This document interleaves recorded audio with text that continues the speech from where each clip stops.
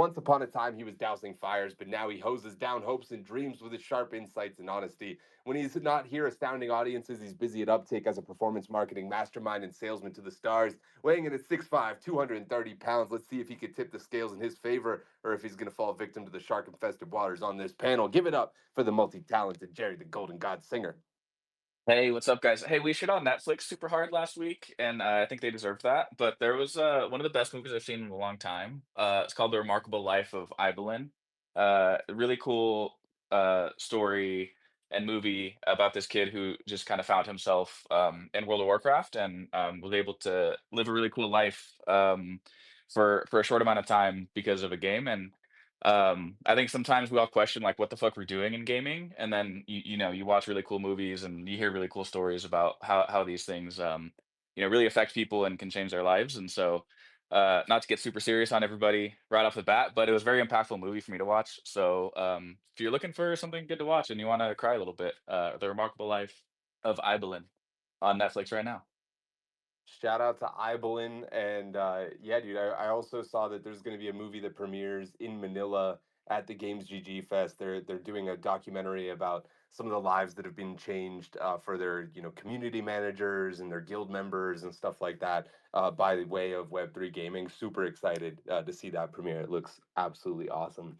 Up next, venture into the vivid vortex of virtual visions as we welcome a veritable virtuoso of video game creation. From cracking the code in Neo Tokyo and becoming their biggest holder, now he's valiantly guiding projects to sustainable success in the volatile vortex of Web3, including Market Wars, a universe where World of Warcraft, speaking of, meets open economies. Welcome back to the panel, the voracious, the visionary, the venerable vanguard of the voiceless. It is Vidar. Get the lollipop out of your mouth when you're doing my intro, Sam. It's nice to be back. Good to talk to everybody. You, Sam, I'm glad to also, since we're talking about lives being changed, I'm so glad that I was there to change Sam's life as a young child and guide him into doing gaming. And look at him now. He's grown up. He's such a big boy. So proud of him. Thanks, Vidar. Appreciate you, Dad. Ladies and gentlemen, get ready to be dazzled by the man who can juggle millions like they're marbles and manage a budget bigger than your wildest dreams.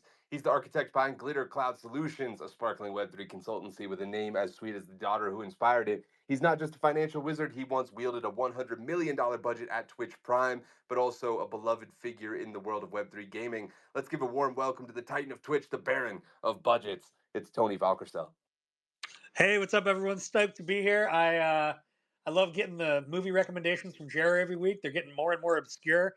I'm waiting for the foreign indie films next, but no, I'm just kidding. I love you, Jerry. Stoked to be here. Can't wait to dive into the topics.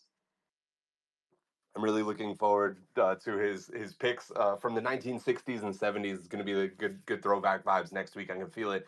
Up next, he's the brilliant builder behind Axie Infinity's renowned creator program, sculpting a sanctuary where talent thrives and magic materializes. Recently raising at his user acquisition startup Moku, he's a co-founder with Fervor and Finesse. Welcome back to the panel. It's the Axie architect, the Moku Maverick. It's Hantao. Yo, what's up? I'm back. He is so fucking back. Just like this next guest, prepare yourselves for a powerhouse panelist with pixels in his veins and muscle to match. He's not just a lover of indie games, he's a lifter of the underdogs, the champion of the quirky and creative. I'm talking about the back-to-back silver medalist in Super Smash Bros. Get ready to rumble for the indie icon, the Smash Bros. Slayer. It's Wills. Good to be back. Good to be back. Stack panel, stack topics. What more can you ask for? Stacked, jacked, and cracked, just like this next guest. Brace yourselves for the ultimate crossover of chemistry and combat. The chemical conductor turned game guru with a degree in chemical engineering and a master's degree in biotechnology. When his real alchemy all this time was just turning those skills into gaming gold. He's the head of gaming business development at Ava Labs, where he's ensuring a snow-capped success on every mountain their games have to climb. It's the chemical commander, the gilded gamer from Avalanche, of course. It's Parker Heath. There we go. You're going to get that fluently next time, I promise, Sam. I'm so sad that I missed the week after Summit because I was ready to roast Sam's golf game, but it feels like a dead end at this point. Excited to be here. Let's go. Bro, I was locked in on the links, okay? Come at me. Come at me, big dog. Up next, kill yourselves because this man is here to set the stage on fire. He's the maestro of mayhem and the maverick who took Macau from a poker parlor to a powerhouse of high stakes. He doesn't just rewrite the rule book, he tosses it out and reinvents the game and leaves his competition in the dust. With a career packed with paradigm shifting projects, he's now making waves in Web3 with his latest venture, My Angry Yakuza Girlfriend. Brace yourselves for the rebel of the rollouts, the titan of taboo. It's the one and only, it's Sinjin. Hey, thanks for not screwing up my intro. What's all this hate with Sam? You know, you guys are all fucking haters. He's doing his best. Glad to be here. Glad to come here and eat some souls. I'm ready for knock. You fucking knock huggers out there. God bless the Sinjin. Our next guest isn't just gaming royalty, he's a visionary who took Parallel, the world's top NFT trading card game, from a promising project to an international sensation. Once a rock star, he traded guitar solos for the digital domination, now orchestrating the strategic symphonies that created Tau Ceti, a 3v3 extraction shooter, and the newly beta launched Wayfinder, which aims to change the way crypto's engaged with forever. Think that's enough? Well, you're wrong. He's crafting a competition crescendo worthy of Sin City itself.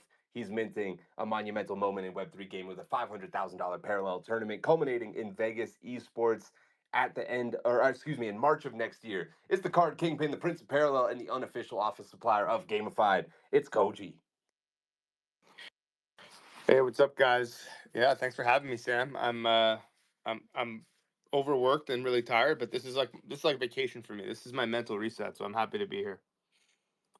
I appreciate that, man. Every week, whenever I send Koji the topics, he just ignores them and he tells me he doesn't even like to read them. He likes to come in fresh. He likes to come in hot, which tells you both why he's so good off the top and then also why he's so uninformed all the time. Up next, as a curator of talent, this man's basically a golden ticket for every hopeful pro, every starving streamer, every undiscovered diamond looking for their chance to dazzle. He's the godsend for gamers, the champion of creators, and the master of giving the next generation of pros their first taste of victory. A whirlwind of wins, a cyclone of charisma, and the marketplace magician who's making sure Magic Eden stays just that. Some people try to build empires, but this man just wakes up and polishes his crown. It's the emperor of esports, the chief simplifying officer. It's not. Well, I was gonna give you shit because I never know where you send me the topics. Sometimes it's Telegram, sometimes you text me it, sometimes it's on Discord. But I can't give you shit after a brand new intro, so appreciate it, Sam. Should be a fun one. Yeah, that one had some serious knock glaze in it. I was like, should I do anything this positive? Is this okay? And of course, last but not least, as my co-host, this lovable lizard is always leaping into lively discussions. At just 2.4 pounds, he's the littlest legend with a larger than life presence. It's my co-host. It's Lems. Lems, congratulations on the Liz coin launch today, bud. GM guys, yes, I am feeling Koji's vibes right now, where I am also very tired and overworked, but looking forward to being able to chill and hang out with you guys and talk about some shit and not answer support tickets where people have problems on their airdrop. Shout out to the drowning in support tickets vibes. Always a blast. And of course, before we dive headfirst into the high octane pixel pounding pandemonium that is Gamified, let's take a moment to acknowledge the real powerhouse making it all possible. You know, it's Avalanche, the official blockchain of Gamified. I'm fresh off the AVAX Summit in Buenos Aires, where I learned all about AVAX New 1000. They're making it easier, cheaper, and more feature packed than ever to deploy your very own L1 blockchain and clap the competition. Imagine owning your very own block space where your community validates your chain and your own token fuels the gas, keeping every bit of value right where it belongs. Remember, Avalanche is the engine powering gaming and Gamified. And of course, let's high five the force field that's keeping your digital assets growing. Our sponsor, StarNet, the official infrastructure of Gamified. StarNet is the next generation ad network powering $100 billion spent per year on user acquisition. Holy fuck, that's a lot of money. Instead of being owned by Google and Facebook, StarNet is taking a grassroots approach to user acquisition. Join the revolution of ad tech and let's jump in to the very first topic of the day. What is the word, my beloved panel, for Activision Blizzard going ham on new ways to get your money? Okay, Black Ops 6, of course, with their new audio enhancement package, $20 for a 5-year subscription to get enhanced headphone mode that allows you to, quote, increase the directional accuracy of sounds played in your world, unquote. So if you're a competitive player, you're going to have to pay extra to subscribe for that one. But it doesn't stop there, because World of Warcraft just added $90 mounts that are insanely overpowered. They have auction houses and mailboxes on them that don't have to go to cities anymore. The demand was so crazy for these that they literally caused a bank run on gold inside of World of Warcraft, which is a game with a 15-year-old economy at this point in most of the live versions of the game. So what's the word for Activision Blizzard? Always finding new ways to take your money. I think Knock had the hand up first. Yeah, I'll give you two. The first is greed on the side of Activision Blizzard, and the second is stupidity on the side of consumers. I think a $90 WoW mount is absolutely fucking ridiculous. But then again, I'm the type of person who logs into Fortnite every 3 months to buy a skin for a game I don't play anymore. So I think that there's a lot of stupid people who are willing to give, plenty of developers money for things that look cool in game, and I think that this is just another case of that. And as long as people continue to buy the $90 skins, there's going to be $90 skins. On the case of Call of Duty, I actually thought that this was so fucking greedy when I first saw it. And after doing a little bit of digging, I do think that this is kind of being blown out of proportion. The $20 enhanced audio thing. This isn't being provided by Activision Blizzard. This is a third party program that allows for enhanced audio. You do things like take pictures of your fucking ear, because I don't know what that does, but it gives you enhanced audio in a number of titles. There was the game that just came out, Cyberpunk uses it. I believe Final Fantasy uses it as well. This isn't Activision Blizzard. It's a third party offering. But yeah, I had pitchforks out when I first saw that. Well, sorry, having a little technical difficulty over here. Let's send it over to Tony V next. It sounded like you called me Tony V-necks, which I like it. It makes me sound like a gangster who only kills people wearing V-necks. But no, I feel almost the exact opposite of my good friend Knock. I think that, and actually the context that you just provided is helpful on the Call of Duty stuff, because I think that is less scammy and greedy if it's not coming from Activision. But I think that the WoW mount thing, like, it sounds to me, based on what I understand, like it's just like really expensive quality of life upgrades for people who are aped into the game and like want to play it for many, many, many, many hours of their life. And I happen to believe that like that is the right way to monetize your long running, really expensive to run, massively multiplayer online game, is to have the people who are your most ardent supporters continue to support you financially through things that, like, again, it doesn't sound like it's like breaking the game for anyone else. It's just like makes their game a lot more enjoyable if they're willing to pay for it. So I look at it similar to like uh, Elder Scrolls Online. I have like several large cats and fucking dogs and people that walk around my really large villa that I own in that game, and I haven't logged in like 6 months. I probably paid like $300 for all those things, but like I love when I get to log in and walk around and talk to the cat and pet the dog and all that shit. So I don't know. I think that one is more on the side of good, and I think that selling things like the ability to hear other people in game is ludicrous. But it sounds like that's not what's happening. Yeah, one of the things that I just want to expand into with the World of Warcraft thing, especially, I mean, kind of the Call of Duty thing as well, because they literally mention how the directional capabilities will be better, so it gives you an in-game advantage, and it's the same kind of thing with World of Warcraft here. They're literally giving people the advantage of not having to go back to town, so it reduces your travel times a ton, and it also could exacerbate the problem of botting in the game as well, because now bots, which commonly were reported on whenever they would come to town to use the auction house and it was clear that they were botting, now can just stay out in the wild all the time and will probably be reported significantly less. Let's send it over to Vidar next, who I know is a diehard World of Warcraft guy. Oh, hello. We're talking about World of Warcraft. So the mount. First off, people that are most upset about this mount, there's two groups of people. One is people that already had the original Brutosaur mount that you spent millions of gold on, which most of those people bought gold, by the way, because if you're gold capped, you're buying gold or you're already manipulating the auction house. So they're already in the real money. Don't even let them fool you. Second group of people is the people that don't have $90. That's it. Everybody else bought them out. I walk around in the game during the WoW's 20th anniversary. There's people everywhere with this Gilded Brutosaur mount. It's very convenient. It doesn't necessarily give you player power. It gives you player convenience. So I agree that's probably a good way to monetize things like this.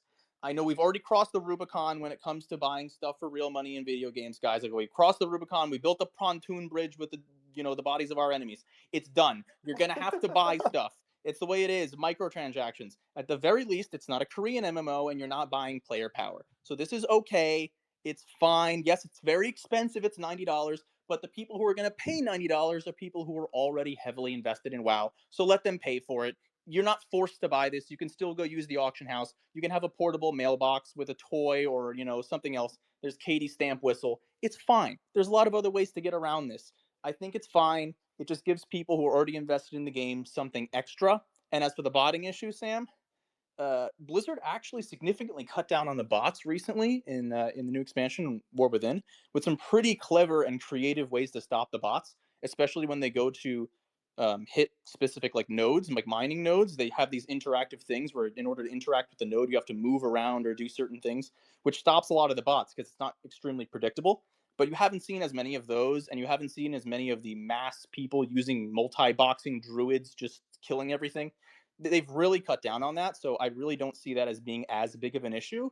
And then even if it was, having some bots in your game can be a little bit beneficial for people who don't have tons of money because it brings down the prices of a lot of the materials, which would otherwise be really, really expensive, especially for people who are trying to get into raiding. So I think it's fine. Interesting. We have Dragoon in the comments adding in that this mount is literally worth its weight in gold. I'm not sure if pun was intended there, but he's sort of doubling down on exactly how impactful owning one of these mounts is. Let's send it over to Jerry next, who I know also has a background in WoW. Yeah, I think this is it's kind of awesome. Because back in the day, there was I'm gonna get very World of Warcraft nerd for a second, but in like Wrath of the Lich King, they came out with this mount, which is like the third expansion, that you could like repair your shit and then like buy like raid supplies, and it was really expensive. But like at the time, games weren't like microtransact. There was not as many microtransactions, and like who got that mount? It was the fucking nerds who could just spend all day sitting playing the game. And then like I was in high school or college or whatever and like didn't have time to get it and had to rely on other people to have that because I was taking like 6 classes or whatever. And so I think just it's a natural progression to within gaming to get to a point where you can just spend money for that. And like Vidar hit the nail on the head, that people that have the $90 to spend love this. Everybody else is probably like, well, this sucks. But like, I mean, the games industry is just going that way. And then, when it comes to like the audio thing, I think like who do we blame? The company for bringing something like that to market, or the people who are so sweaty at shooters that they want to get that little extra advantage, and they suck anyway, right? It's like you're not that good anyway. Why do you spend the extra $20 on it? I don't think we should really get mad at somebody for offering that as a product. It's people that buy that are gonna have those next level of services like be built out because there's clearly a fit for it. So the WoW thing I think is actually really cool for the game, and people have gotten now 2 decades of entertainment from the game, and um, having a $90 thing is it's convenient for people, but you're just trading money for what used to be time spent in the game instead. Well said, man. It's weird hearing 2 decades of entertainment from World of Warcraft, but it really is. Jesus. Let's go over to Koji next. He DM'd me saying he wanted to jump in on something.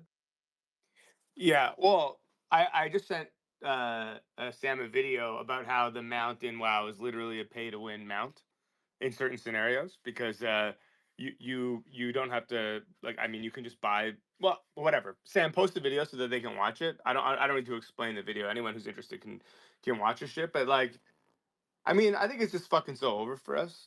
We live in a world where like you have to pay for better audio. You got to pay for you buy a new car and it's like, yeah, okay, it has all these bells and whistles, all these apps in it and shit, and it's just like, yeah, but you can only use that for a year, and then you got to start paying us in order to like actually use the stuff built into your car and everything else. I mean, video games are slowly going that direction, and as a developer, I'm like, okay, like, yeah, you fuckers give me more money, sure, but like as a person who actually plays video games, I'm like, this is god awful. And the fact that we're like, oh, it's not so bad, is like we are the frogs slowly being boiled alive. And I'll see you all in hell, I guess. See you there, buddy. Let's go over to Mr. Wills Spangler, and then we'll tag in Zen from Wilder World. I'm personally with Koji on this one. I think, I think it's a larger trend, that we've come to accept and, deal with, that everything will be Fortnite, Roblox, WoW, the only game you ever play, and you just spend millions of dollars on that game. And that's what COD has become. Despite claiming to be releasing new games, it's a texture pack on the same game over and over and over, and people keep shelling out $70 for the same game every year. um, I think the fact that people don't know. There's multiple things that could be going on, but if you're buying the enhanced audio in Call of Duty, it's either the only game that you're playing, a game that you need to feel good at, or you just don't know that there are better games out there. Like Steam sales, people, come on! You can get some of the most amazing artistic and cool gaming experiences for like $6 every week, and I think that that's one of the core problems, is that the average gamer, the average Call of Duty player, doesn't know that there are better games out there, and that's one of the wider issues. Is visibility for other cool games that are building out there, and people just don't know about them, or maybe they do really just want one game to be playing all of the time. And I think that these two conversations need to be had in tandem. Like, are gamers people who just want one game, or do they simply not know about the other experiences that are out there? Yeah, I hear what you're saying, but I think to say Call of Duty is the same game is is a little unfair, because I used to just get sniped uh, like 16 times a match, and now 12-year-olds do 720s and then snipe me with omnidirectional movement. So it feels different, I'm still pissed off, but they're doing it a lot cooler now. It's got that And different there's flavor. it goes to 7 different social media platforms right after it happens too. So there you get to relive it every single time you deplatform to the next thing, trying to run away from it. It's funny that you said that, Jerry, because I was also gonna make a joke as well and say he's already my MVP for just calling Call of Duty a new texture pack every year. That's one of my favorite statements in a while. Let's go over to Zen from Wilder World. Zen, what's the word for Blizzard's new monetization on Call of Duty and World of Warcraft? Yeah, what's good? I first have to say what's good, everyone. It's so good to be here back on stage and see all these beautiful faces up here. So I missed you guys. It's been a minute. So thanks for having me. And then I think what Vida said before, I really resonate with that. I believe that in gaming, if I reflect back on my nerd, I was really on the Burning Crusade and Wrath of the Lich King. That was when I was maxing out before going to uni. So I remember when it became widely available, possible to buy gold, and I was in it as well, because sometimes you just don't have the time to grind and farm all the time, and you get this competitive edge. I believe, or when then changed in World of Warcraft, the arena, the PvP, that now you had like a cap on how many points you could farm each week.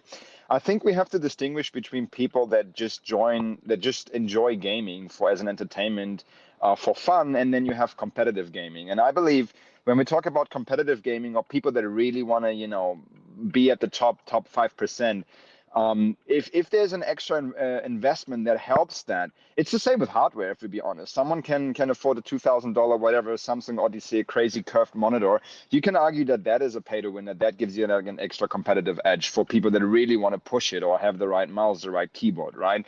I believe that for gaming, we entered, and that's what Koji mentioned before, is we enter into the next step of capitalism where entertainment is monetized in left and right in a way that's really to the detriment of the gamer, at least those that don't have the funds available. And if that is the case, that you have to pay to win to get an extra edge just on a normal gaming landscape, I think this is wrong. If I have to pay $20 to get audio, the better audio that I can just even compete in a regular setting, that's wrong. If I can pay 20% to get like an extra 0.5% or percent of competitive edge, yeah, maybe. I mean, for those that really need it, like I don't see the problem with that if you really want to push it. But what Koji said is very much the case. Like we are going towards a direction where everything just costs money all the time, and we'll get to the page where to the phase where if you want to enter a game, you pay $70, but then if you actually want to have your gun visible or whatever, you have to pay an extra 10%. Blah blah blah. You can see where this is going in the next decade. So my stance really is, yeah, you have this extra comfort of having your auction house and your mount wherever you are. Sure, if you want to pay for that, you can argue is that a competitive edge. I don't think so, because it worked out the last 20 years as well. But if people have to pay in order to just be able to compete or participate in a regular gaming landscape, I think then we enter a critical realm where it's dangerous that we all get accustomed to that, because we know where this is going to lead. Yeah, that the danger of becoming accustomed to it, like Vidar and Koji both alluded to, I do think is probably the crux of this topic here. Crystal also adding, quote, always ready to take your money, unquote, and then says, I seem to be always ready to hand the stuff over. And then King Snooch says, in Web3, some of those profits could go back to the players. Wouldn't that be something else? Let's go over to my co-host Lems, then we'll work our way through the rest of the repeat hands. All right, my word is it's three words hyphen together. It's surprise Pikachu face. Like, are we really that surprised that Blizzard are doing this? Um, I have kind of a different take on the Call of Duty thing, though, which is kind of interesting. Like when Sam and I were doing this before, when I saw the $20, I thought, if the sweaty people want to play an extra $20 to have something for 5 years, kind of like whatever. Like I'm someone who games with Bluetooth headphones, and I know anyone who's actually competitive will always use wired. And it's like Zen was talking about there when it comes to hardware. Like you have a fancier monitor that's like a higher refresh rate. You have a fancier mouse and keyboard. You have a fancier headset, and like all these things you're paying a premium for. But because it's like $20 for a 5 year subscription, which is also like it's not that much per year, I'm surprised they wouldn't just like charge $10 more for the base game and then include like a coupon code that gives you 2 years for free, and then you have this like sentiment shift where people get this thing included in the game for free. It's like, oh, you can go redeem this and have enhanced audio. Like that's why I think it would have made more sense for them just from an optics perspective, even though at the end of the day, like you're still kind of paying the same amount of money. But yeah, when it comes to like the WoW side, like $90 for a mount, it's just kind of Blizzard doing Blizzard things. They're finding ways to make money, and at the end of the day, like as we all know, game studios have to make money, devs have to get paid. That's like fine, but maybe they're just playing it up a little bit. But at least it's more. I know some people are arguing it's a bit more pay to win, but hey, at least it's not like blatantly pay to win like some games where you're literally paying for like massive advantages. It is more convenience than anything. Great takes all around, Lems. Let's send it over to Naki, who's tossing a couple of thumbs downs around. Hey, it's me, the guy who buys the texture pack every year for $90. Only I do it with Madden and NHL and 2K as well, and then I bitch and complain about those games all year long, and then I buy them again in September. Um, I wanted to bring up something that I think is pretty interesting and kind of touches into Vidar and Koji's point here. I do agree that plenty of games, especially long-standing live service games, are moving to this model of offering players the ability to pay for convenience or pay for things that otherwise would take them an extended period of time. I also think it's pretty interesting that one of the largest and longest long-standing games in RuneScape, which is now approaching 25 years old, saw a resurgence both in the player count and in their revenue when they introduced a game mode that explicitly stopped players from being able to purchase things like convenience packs or interacting with other users. Iron Man is a game mode in RuneScape which is the most widely used account type in old school RuneScape. It is an account type that cannot interact with the Grand Exchange, which is the equivalent to the market house or the auction house. You cannot trade other players. If you need an item, you have to get it. If you're chasing an item, you have to actually go and kill or attack the monster or farm a boss. I find it interesting that the trajectory of that game in player count and revenue increased dramatically when they introduced something like that. I think it's a sign that not everybody wants to just pay for convenience. Some people like challenges and restricted accounts. It's part of the reason why we see things like Nuzlocke explode in the Pokemon space. There is a real appetite for people to play games in the most pure form of that game. And for a lot of people, that's not interacting with everybody, not buying the best gear, being able to just do things the way that it was originally intended. So, yeah, I do think we are trending in a direction where people are going to be able to continue to buy premium offerings or pay for the price of convenience, but I don't think it's as doom and gloom as maybe Koji and Vidar feel, in the sense that it doesn't have to be this way. We have a real life example of a 25-year-old game that is performing exceptionally well, better than it ever has, and it's doing so off of the backs of a monthly subscription and locked player accounts who cannot interact with other players in the game. There's a great comment from Justin Lucas says, and RuneScape enters the chat, checks notes 34 minutes in, which is about 27% of the show is how much Knock was able to get through. However, it did aid in the point a lot. If anybody doesn't know, Nuzlocke is basically a new way to play Pokemon that's essentially more hardcore and challenging because the base game is just absolutely boring as shit if you're more than 9 years old. Over to you, Jerry. Yeah, to quote a dear friend of mine, I love you all, but you're not serious people. And um, for a lot of ways, I think initially my mind always goes to like gaming is probably the best like $4 entertainment that you ever get. Anything else costs like a lot more, and you don't get like 100 hours or 2 decades of entertainment value for like what is ultimately a couple $100 you've spent on WoW and its expansions over the course of years. But, Knock touches on something that's so interesting in that, like, there's still a home for the purity that is gaming. I think everybody's friend group that played like a RuneScape or a WoW, when hardcore got announced, everybody dusted off the old fucking Discord groups and was like, "Hey, let's go and dive into these, and let's get into the hardest version of this game and see how much fun we can have." And that lasted until about level 15, or the first Hogger group that people tried to do. But it was fun while it lasted. So, there's still a place for that.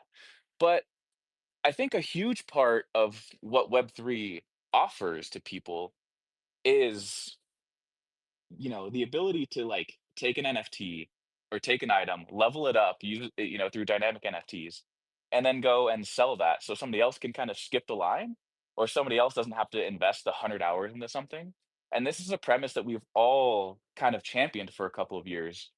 And that is the definition of pay to win. That's the definition of like some of these more aggressive monetization ways. And the difference is the player benefits from it. And this is the great thing. But it still is not the most pure form of gaming. And I would like to say that we as an industry and as a niche that is Web3 have monetized the fuck out of some communities and not delivered anything. So, at least these games are playable, and at least they're furthering the immersion of the experience. They're doing it with live games that are really high quality and really fucking fun to just jump in and spend time with your friends in. As an industry, I don't know if we're allowed to really throw stones here. I think this is, the definition of the pot calling the kettle black. Damn, that's a fantastic point, Jerry. To get to the point of caring about enhanced audio in Call of Duty, or of this mount that they've added to World of Warcraft, you've probably already enjoyed the experience for multiple hundreds of hours to even understand the difference between why the audio would be helpful or why an auction house following you around. I mean, that one's a little bit of a fudged example, but Katie Drake Bettner in the comments said 11 minutes ago. I'm not exactly sure Sorry, Katie, for being late on this. She said techno feudalism, my man. It's called techno feudalism, which I just feel the need to interject here. I don't know if anybody knows what that was referring to, but techno feudalism added to the board. Yeah, I Let's go agree, over to Katie. Vidar. I don't know what it means either. I agree, Katie. Vidar, over to you, man. As an avid techno feudalist and noble of the techno feudal space, I would just like to point out that my $2,000 headphones help me to hear footsteps at least from 40 yards farther away than your poverty ass Turtle Beach headphones. So no, but that's ridiculous. I mean, only audiophiles are going to care about that. Let's be real. You have to have some really serious hardware to care about that. But that aside, the reason why I raised my hand again is because someone mentioned Steam sales, and I have nothing to say except one thing, and I want you all. This is my recommendation. Okay, Jerry's giving out his show recommendations. I'm going to give you a game recommendation. Okay, because this is a gaming podcast. So, game recommendation. Don't buy it from a Steam sale. Go on Google and look for, and I know some people who own game studios are going to hate me for saying this, but go buy the CD key for this game. You can get the Royal Edition on a third-party website for $3. It's like $3, guys, and it's Kingdom Come Deliverance with all the DLCs. It's one of the best RPGs I've played in years, and they're coming out with the second edition in like February of next year. So if you haven't played it yet, play it. It's the most accurate and most historical medieval simulator I've ever played. You start as a worthless peasant, and it's absolutely wonderful. Kingdom Come Deliverance, $3. Go play it. Is it not on Steam? Why It do I is need on the CD Steam, but it key? costs like $30 on Steam. So if you want to support Oh, the devs, go buy it on Steam. If you want to spend $3, just go buy the CD key. It's your choice. It depends on how techno feudalist you are. We're gonna get into DRM actually later in the show, which that's an interesting preface for a couple of quick comments. Then we're going to Tony V to wrap up this topic. Jaxie said, "Who's mad about $90 mounts when some of you dump generational wealth into titles like Frogverse minting land for 0.1 ETH," which is harkening back to Jerry's point a minute ago. And then the modern Canadian says, "I'm not really against the $90 mounts, but the paid hearing aid is stupid." All right, so he's 50-50. Tony V, last word is yours, buddy. Just real quick, because someone mentioned Frogiverse. My first party ever in crypto was at Mike Tyson's house in Las Vegas, the one from the Hangover, and the Frogiverse guy was there, the founder, and he was walking around with this little micro PC, plugging it into TVs, trying to show people the Frogiverse. It was incredible. That was my first impression of crypto. Was that project?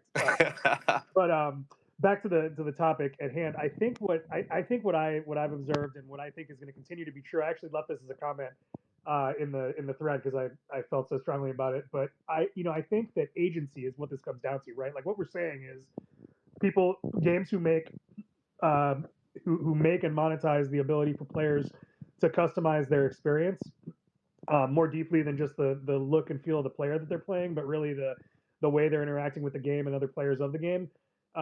Those companies are going to be rewarded financially because it comes down to like being more mainstream. Actually, introducing those hardcore modes allows people to quickly self-select into which version of the game they're going to play and how they want to approach it, and it makes it more appealing for a broader group of people by specifically appealing to the ultra hardcore as well as the ultra casual. So, I think that RuneScape's a great example of a game that has done that really well, where you can play in a number of different ways. I think Warframe is another great example of that, where like they have multiple different modes and ways to progress your character that use a bunch of different sweat equity as well as financial advancements. So I love the idea of the example for a good game being games that are trying to find ways to let their players play them differently. I just want to say one last thing to wrap this. You can now find Gamified on all streaming platforms. So go listen after the fact on Spotify, Apple Podcasts, any place you like to listen. If you fuckers could do this, you would, and you will when your games get to that point. So I just want to take the moment now to call you all hypocrites. And in 2 years, when we're doing this show, I will play it back if you ever sell something for more than $20 or $90. I take umbrage with that, Jerry. I admitted that as a game developer, I'm excited about this prospect, but as a gamer, Hey, I'm you're sad. saying the quiet thing out loud, Koji, and that's why we love you. Did Jerry Sorry, cut out for I everybody? ended that with a weird affectation. Sorry, I felt my like there bad. was more to that. I'm waiting for the second piece of that sentence. The upward inflection trolled us all. Well, at least we finally solved Gamified's biggest problem, which is we finally have Jerry plugging the show in order to get us to check the receipts that he always calls back to. Appreciate that. If you're gonna call receipts, at least you have to go do it on Spotify, Apple Podcasts, or any other major podcast platform where Gamified is now available. Let's move on to the next topic. Big deal. Little deal, no deal. Immutable gets a Wells notice. Is this any different? Is the question from the previous Wells notices of the SEC, and what does it mean for Web3 gaming organizations? Immutable said that it received the letter from the SEC warning of an impending lawsuit by the regulator, which the Australian firm believes is tied to a 2021 sale of IMX tokens that the agency alleges was a sale of unregistered securities. We've previously seen Coinbase, OpenSea, Uniswap, etc., but this is the first one in gaming, or at least close to gaming. Do you think Immutable will suffer consequences, and what are the odds that this impacts the rest of Web3 gaming going forward? I know that there's a little extra ambiguity here because of the new president in the Americas, which might change things a little bit. But with that being said, let's send it over to Lems first. I'm just going to go with little deal. I did see that there's like a trending hashtag of what, like fire Gensler or something, or like Gensler out or whatever. So, maybe that'll drop some of these things. But man, the SEC are just like, they're scrambling in my eyes, and they're trying to like, get someone and try and get some wins. But to me, every time they're scrambling like this and like desperately trying to get one over on someone, just weakens their whole position, right? Like XRP dragged on for years. Then they're going to have to, yeah, like I said, OpenSea, Coinbase, all these people who have been, pretty intentional in the way they've been doing things and trying to be compliant. So I think it's just them desperate to get a win, but it's actually likely going to go against their favor if they just keep having all these things that go absolutely nowhere. And then that's going to be better for the space as a whole in the long haul. And at least Immutable are very well capitalized to fight them. Great points there, Lems. Of course, nothing you hear today, guys, is financial or legal advice. None of us are experts on this subject. We're all just giving our point of view on this one. Let's go over to Hanton next. Yeah, so this is probably going to take a while for any decision. Like policies typically take years, especially from the government to implement. So I don't foresee this being a big deal in the short term. It's just probably going to get dragged on until the government's tired of it and makes a decision. Seems like we're in for a long run. Then let's go over to Zen from Wilder World. Yeah, I think it's can you guys hear me, by the way? Yep, all good, brother. Yeah, okay, awesome. I think, well, it remains to be seen what the decision is. I mean, as I said, we are all not experts. That's obviously a totally different ballgame. Once we get to the stage of an actual decision, we saw what happened to Ripple in that case, how long of a deal, and what an impact it had eventually when a decision or preliminary decision was made. I think for Immutable, the consequences are definitely millions of dollars, most likely in legal costs, which, yes, they're well capitalized, but still it's a significant spending. But also, I believe it adds a bit of credibility and almost like, don't want to say marketing because it's but maybe in a way there's credibility that's been added to the project, especially for people that coming into this space and that understand there's this whole war going on between our space and traditional finance. So I think that is a consequence as well. That might just be positive in the end, but yeah, again, it remains to be seen. And also, I think we all know that the token itself is a separate project for each a product, I should say, for each gaming project. And when it eventually comes to a settlement, or not a settlement, but to a decision, and it turns out to be similar to Ripple's case, that might just have a massive positive price impact on the IMX token price, which that in itself can then be used to capitalize again. So I feel like the SEC is, it is a move of desperation. And I think the consequences for the projects are really twofold. There are some costs associated with it, but if it all works out positively for the projects, it might actually have a really positive impact on everything that's to come after that. Love that take, Zen. Appreciate the insights. Let's go over to Tony V next. Man, I could listen to Zen sound smart just all day. Such a smart dude. Um, I think not financial advice. I'm much less smarter than everyone that you just heard talk, but I do think that the with the recent, at least in the U.S., the recent change that we just saw, and like the what do you call it, administration that's about to come in, I think that crypto is going to be fine. Like I cannot actually fathom a universe where the United States is heavily regulating crypto in the next 4 to 8 years. And so I think that like this is anything that Gary Gensler has done or is pursuing in the past 6 to 8 months is I would honestly consider it like a mulligan or like a gimme or like it's a heavy chance that it's just going to be turfed in the next couple of months. I think that like the people that are in power now are all heavily excited about crypto and that the U.S. regulatory environment is going to reflect that. Not financial advice. I'm not in the U.S. government. This is the first time I've been on my own account in like 6 months, so I can say this shit. But yeah, I think that's where we're going. Appreciate it, Tony. Yeah, I know a few people don't want to touch this one, and I respect that. We'll probably move on in just a second, but a couple more hints. Zen, the hand went back up. Was there something you wanted to add, or is that just Twitter bugging out, buddy? Sorry. I just wanted to clap Tony. So All good, man. Let's send it over to Jerry. I would say this is pretty much a little deal. I think a lot of these notices are going to end up just going down as, steps towards regulation in time.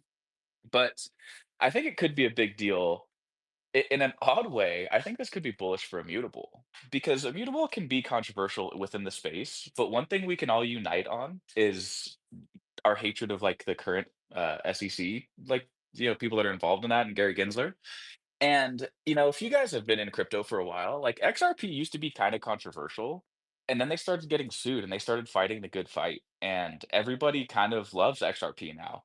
And I think if you're immutable, dude, like play this into your favor and stop being the controversial company that we all look at and some people love and some people, don't love because they see the well-capitalized company that's like trying to do things, but are they doing things the right way? We don't really know, and like we don't have time on our side yet to be proven right about some of these things. So, I think if you're mutable, start fighting the good fight, start getting like in the trenches with everybody and like make everybody rally around you because, like I said, XRP was a controversial token at one point, and now we all love XRP because they fought forever and they I think will go down in history as a really important organization for pushing crypto forward, like the Coinbases and the Binances of the world. So, I think this could be a big deal in an odd way. If Immutable plays their cards right, they can turn this into a big thing for them. Yeah, that's a really interesting perspective on this one, Jerry. It feels like for a long time, Immutable has sort of felt a little bit slighted by, they believe that they're one of the leaders in Web3 gaming, but it doesn't seem like other people give them that respect. And maybe that this is actually their opportunity to be seen as not just somebody that signs a lot of games, but actually somebody that pushes the industry forward by virtue of this thing that is otherwise a giant negative. Park, I'm tagging you in next, buddy. What are your thoughts on this one?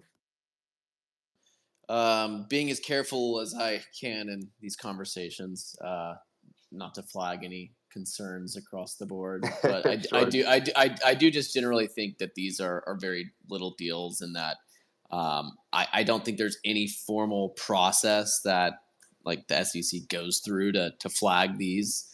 I think they just wake up one day and say, "Hey, that's our target." And so I think, with that said, it's just a crapshoot, right? And you never know. So I think it does lead to like for concern across the industry. And like Jerry said, I think it's, I actually agree with him. And, it's not like I'm best friends with our competitors, but at the end of the day, the enemy of my enemy is my friend. And at these sorts of times, it's always nice to support our fellow brethren and protocol competitors and their fighting of the good fight. And so, shout out to the Immutable team. Wish them all the best. It's nothing that they can't handle. And, I think we're all rooting for them from a Web3 gaming perspective to push the industry forward. But that's really all I had to say. Appreciate that take, Park. No more hands on this one, so we're going to move on, but I will wish Immutable the best of luck. Oh, Vidar comes in at the last minute. Over to you, buddy. Sorry, I just one thing to say because I was half listening, to be quite honest with you, but I heard Gary Gensler, and I'm just gonna preface this because it's a day out, right? And I'm not a political guy. You guys, I know I don't really make political statements ever, really. So my condolences if you lost. Congratulations if you won. I don't really care about that. The thing I care about is goodbye, Gary Gensler. Goodbye, Gary Gensler. You're out of here, buddy. We've been waiting so long to get your ass out of here. Goodbye. Appreciate you, Vidar. Yeah, Croissant also adds, she says, Trump's speech at BTC Nashville this summer mentioned he would fire Gary Gensler day one. Let's hope he meant it. Please, for the love of God, please let that be something you stick to. Let's move on, though. Change my mind. DRM privacy protection is not worth the performance issues and doesn't impact piracy. Anti-piracy company Denuvo is tired of gamers saying its digital rights management system, or DRM, is bad for games. Quote, it's hard to see as a gamer what the immediate benefit is, unquote. By and large, PC gamers hate Denuvo, the controversial DRM software that has become industry standard for anti-piracy. DRM has been blamed for performance issues and inflating the cost of game development, among other things. Denuvo says that while it may not appear to have immediate benefits as a player, the more successful a game is, the more content will come, and it'll have a longer shelf life, and that's why we're so good for the ecosystem. Some say it doesn't even do that much to affect piracy, so change my mind. DRM isn't worth the trade-off. But first, I'm going to send it over to our beloved Tony V, aka Tony V-Nex, as we've always called him. He has a story about DRM that's going to kind of set this topic on fire, and then I want to see everybody else's opinion here. Tony, over to you, buddy. Yeah, simply put, the PC gaming market does not give a shit about DRM. What they care about is having all of their games in one spot, and having auto updates and matchmaking and all the stuff that Steamworks and Epic Games, Unreal, Developer Kit, and whatever Good Old Gaming has for this stuff does. Right. That's what the audience, that's what the customer wants. And I know this because I spent a year of my life and millions of Jeff Bezos's dollars trying to establish a DRM free marketplace, um, as the leader of the digital video games marketing team for Amazon. And so, like, I spent maybe like I said, probably like 6 months negotiating deals with Ubisoft, Square Enix, and Take Two. In God, this must have been like 2015 or 2014, whereby they actually paid to have a bunch of DRM stripped out of their legacy content, and we put a shitload of it on sale. Like everything was like in bundles for effectively 80 or 90% off.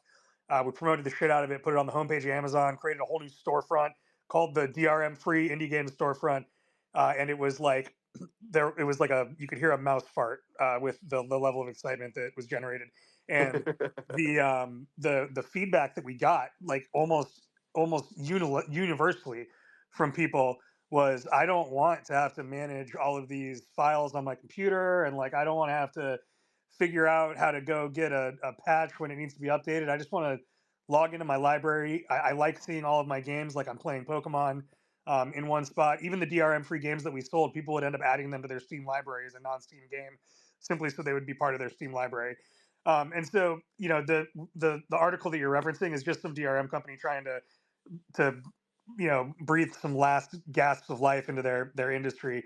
But really, DRM is an accepted part of every part of the digital video game landscape at this point. You're not playing anything that doesn't have some form of DRM at this point.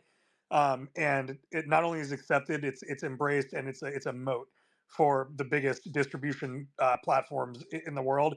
And it's a moat that has attempted to be penetrated by other companies that are the most wealthy and successful on the planet, and have been, it's failed. Like Amazon wasn't the only person that tried to do that, right? Like there was a point in time where GameStop was trying to sell DRM free stuff. We had a lot of fun talking with those guys about that. It's just no one gives a shit. People just want all their games in one spot. Appreciate you kicking it off with some personal experience there, Tony. I want to send it over to Knock real quick. And Knock, I know you have a point on this that you want to talk about, but as our chief simplifying officer, any chance you could just give us a quick 20 to 30-second overview of like what the fuck DRM really is and why it matters or does not matter here? Yeah, so DRM, or digital rights management, I believe is what the acronym stands for, is effectively just a way to ensure that developers are able to own and maintain and control their rights and their IP as it pertains to the products that they're creating. I think that is probably the simplest way to break it down. And then, as my own POV on this sort of thing, I want to echo what Tony said. I think that the overwhelming majority of people who are playing games do not care about having to comply with this sort of thing. They don't care with complying with things like anti-cheat. What they want is the convenience of all of their titles in a single place, the game to work when they expect it to work, things to operate the way that they want it to operate. And as it pertains to, people trying to shove things like DRM or anti-pirating measures into games and within to the ecosystem, I actually think that the most common reaction to hearing those sort of things is, now I want to pirate that thing. The more often you tell me that I can't have something some way, the more likely I am as a person to just go and do it that way anyway, just to spite you. So in the case of things like GOG or GTA or some of these other Green Man Gaming, these sites that sell like reused keys or sketchy websites where you can download files from these games and these titles, um, the harder these teams push to shove this stuff down your throat, the more likely users are to just do these things anyway to spite them, right? I'm somebody who admittedly very openly pays for a bunch of gaming shit that I don't use and probably will never use, but I like supporting people who are building cool games. I also will buy a bunch of probably admittedly stolen keys, especially if a developer has been public about not allowing people to do that just to spite them. So yes, I agree with Tony. DRM is something that is a part of the ecosystem that there's no real way to escape. It's something that we've all come to learn and expect. But I think that the trade-off there is we have things like the Steam launcher and the Epic Game Store, which, yes, they use it as a moat. Yes, it's a great thing for them to sell and pitch to people who are building these games because they want to be within control of their own rights when it comes to the products that they're creating. But there's also a net benefit to the end user, which is I can open the Epic Game Store and play 56 games or however many you have in your library. I can open Steam and get access to thousands of games with auto updates and things of this nature. That's a trade off that the overwhelming majority of people are willing to make. They're willing to have maybe less control of the individual product that they're purchasing or the game that they're playing if it means things are serviced in a convenient fashion. Kind of feels like custodial versus non-custodial wallets, but for games directly. Let's send it over to Lems. Yeah, I have an interesting take on this, and kind of curious to Tony some of yours as well.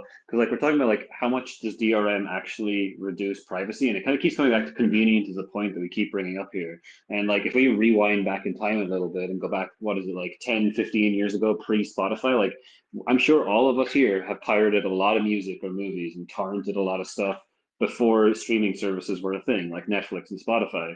But at the end of the day, the solution to that was basically having a convenient way to get it. People didn't want to go buy DVDs or buy CDs or deal with Apple Music because it was you had to buy per song. And then all of a sudden you had these streaming platforms. Yeah, sure, you didn't quote unquote own the thing, but you're hey, I pay $10 a month and I get whatever I want to watch, I can just stream. Whatever I want to listen to, I can just stream it.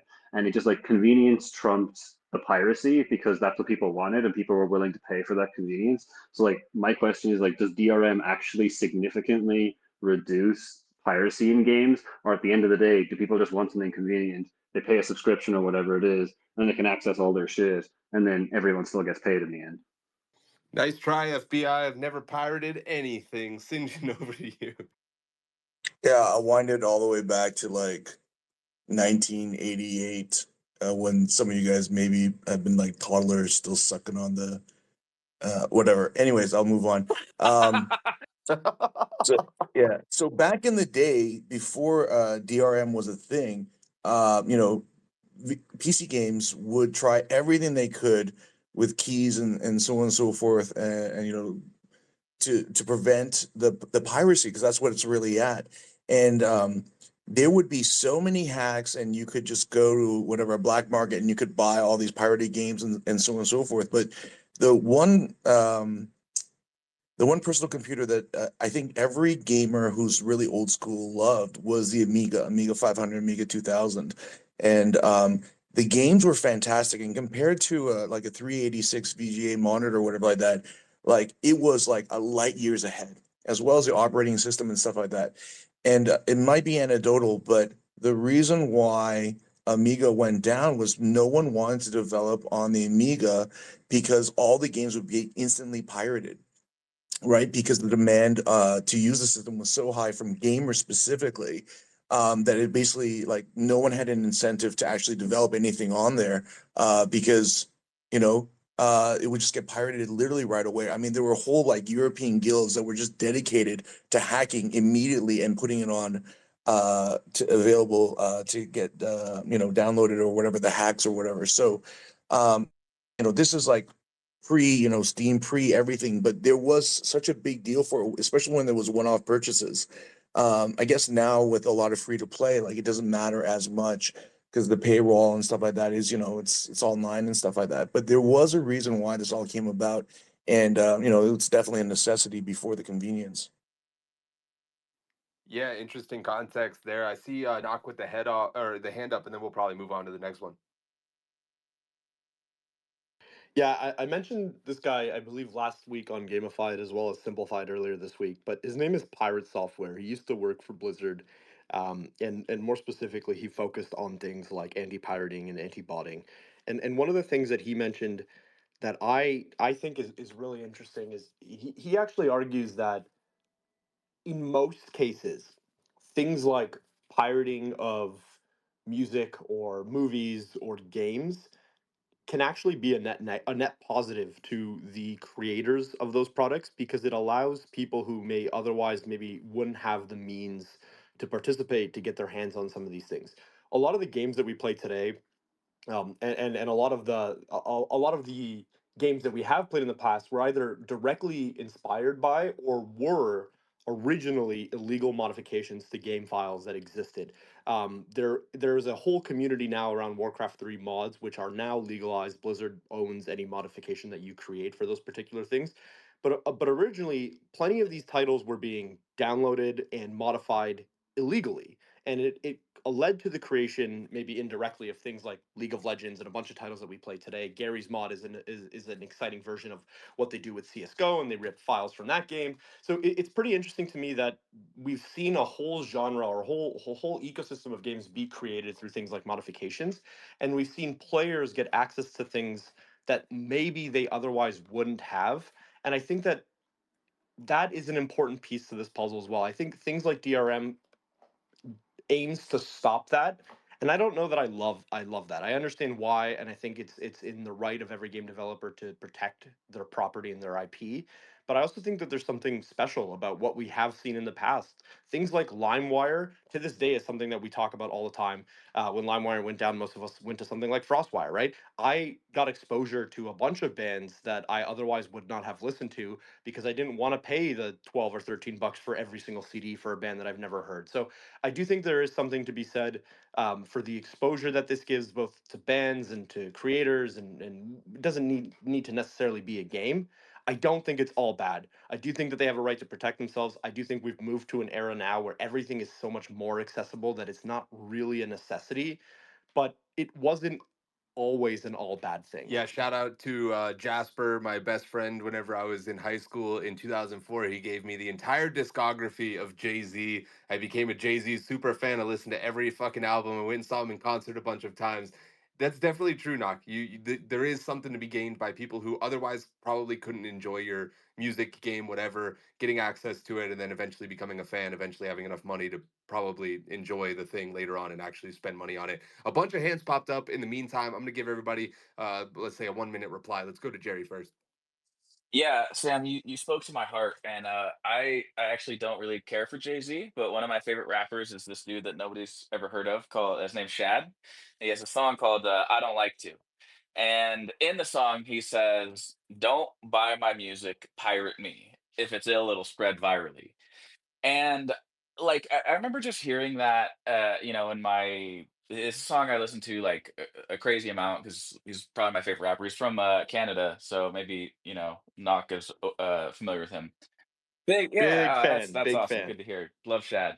Um, and I think, like, it does create moments, and, like, I think another rapper that comes to mind is, like, Chance the Rapper, right? Somebody who's never sold any of his music and who blew up as an artist and just became a fucking huge presence in the hip hop space.